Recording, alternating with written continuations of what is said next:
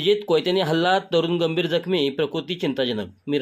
मिरजेतील एसटी वर्कशॉपसमोर असलेल्या पूर्वा हॉटेलजवळ रविवारी रात्री सुमारे 11च्या सुमारास एका तरुणावर कोयत्याने हल्ला करून त्याला गंभीर जखमी करण्यात आल्याची घटना घडली आहे. हल्ल्यानंतर आरोपी घटनास्थळावरून पसार झाले असून शहरात खळबळ उडाली आहे. पोलिसांकडून मिळालेल्या माहितीनुसार जखमी तरुणाचे नाव मुकेश रावसाहेब धरणागर, वय वर्ष 29, राहणार कराड असे आहे. ते गेल्या काही वर्षापासून मिरज येथील उत्तम नगर परिसरात वास्तव्यास असल्याचे समजते.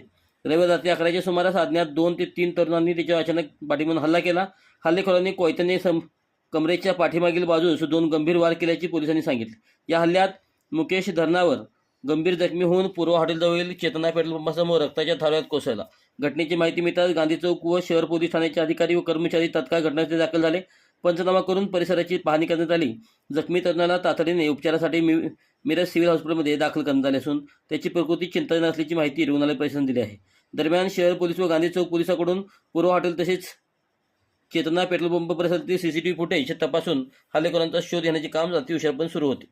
या प्रकरणाचा तपास पोलीस करत असून हल्ल्याचे नेमके कारण आणि आरोपीची ओळख पटण्यासाठी प्रयत्न सुरू आहेत.